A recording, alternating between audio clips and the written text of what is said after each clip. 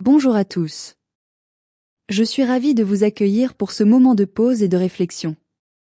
Installez-vous confortablement, peut-être avec une lumière tamisée, car aujourd'hui, nous allons parler de l'un des besoins les plus essentiels et pourtant les plus maltraités de notre existence, le sommeil. En tant que médecin, je vois passer dans mon cabinet des dizaines de patients qui souffrent de maux divers, fatigue chronique, irritabilité, troubles de la mémoire, ou même des pathologies plus lourdes comme l'hypertension. Très souvent, derrière ces symptômes, se cache une vérité silencieuse, une dette de sommeil profonde. Nous vivons dans une société qui valorise la productivité au détriment du repos, une société où dormir peu est parfois perçu comme un signe de force. Mais la biologie ne ment pas.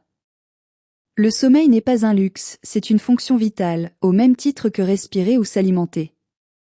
Commençons par comprendre ce qui se passe quand vous fermez les yeux. Dormir n'est pas éteindre le cerveau.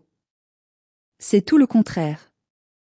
Pendant que vous reposez, votre cerveau entre dans une phase d'activité intense, mais organisée. Imaginez une grande bibliothèque à la fin d'une journée mouvementée. Les livres sont éparpillés, les fiches sont mélangées. Le sommeil, c'est le moment où les bibliothécaires arrivent pour tout ranger, trier les informations importantes de la journée et jeter ce qui est inutile. C'est la consolidation de la mémoire. Sans un sommeil de qualité, ce processus échoue. C'est pour cela que réviser toute la nuit avant un examen est, d'un point de vue médical, une erreur stratégique. Le sommeil se découpe en cycles. Chaque cycle dure environ 90 minutes et se compose de plusieurs phases. Il y a d'abord le sommeil léger, cette porte d'entrée où l'on bascule doucement. Puis vient le sommeil profond. C'est ici que la magie physique opère. C'est le moment où votre corps sécrète l'hormone de croissance, où vos tissus se réparent, où votre système immunitaire se renforce. Si vous coupez vos nuits, vous coupez votre capacité à guérir et à rester fort face au virus. Enfin, il y a le sommeil paradoxal, le moment des rêves. C'est la phase de la régulation émotionnelle. C'est durant cette période que nous traitons les traumatismes, les stress et les angoisses de la journée.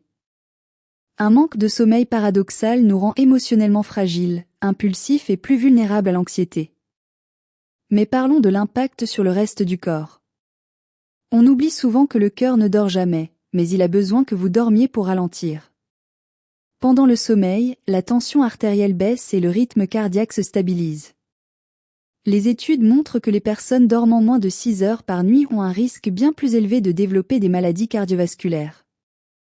Le sommeil est le meilleur protecteur de votre cœur, et il est totalement gratuit. Un autre aspect fascinant de la médecine du sommeil concerne le métabolisme. Avez-vous remarqué que vous avez plus faim quand vous êtes fatigué? Ce n'est pas un manque de volonté, c'est de la chimie. Le manque de sommeil dérègle deux hormones clés, la gréline, qui stimule l'appétit, et la leptine, qui signale la satiété. En dormant peu, vous demandez à votre corps de stocker davantage et de brûler moins. Le sommeil est donc un pilier central de l'équilibre glycémique et de la gestion du poids.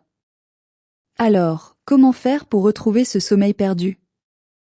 La solution ne se trouve pas toujours dans une boîte de médicaments. Elle se trouve dans ce qu'on appelle l'hygiène du sommeil. Le cerveau adore la routine. Il a besoin de signaux clairs pour comprendre que la nuit commence.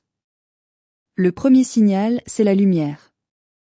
La lumière bleue de nos écrans est un poison pour la mélatonine, l'hormone du sommeil. En regardant votre téléphone juste avant de dormir, vous envoyez à votre cerveau le message qu'il est midi en plein soleil. Je conseille souvent à mes patients de créer un sas de décompression. 1 heure avant le coucher, éteignez les lumières vives, baissez le son, et privilégiez une activité calme comme la lecture papier ou la méditation. Votre température corporelle doit aussi baisser. N'oublions pas non plus l'impact de ce que nous consommons. La caféine, par exemple, a une demi-vie bien plus longue que ce que l'on croit. Si vous buvez un café à 16 heures, une partie est encore active dans votre système à 22 heures. Et si l'alcool semble aider à s'endormir plus vite, il détruit littéralement la qualité du sommeil profond et paradoxal, vous laissant fatigué au réveil. Pour conclure, j'aimerais que vous voyiez votre sommeil non pas comme du temps perdu, mais comme un investissement. Chaque heure de sommeil gagnée est une heure de clarté.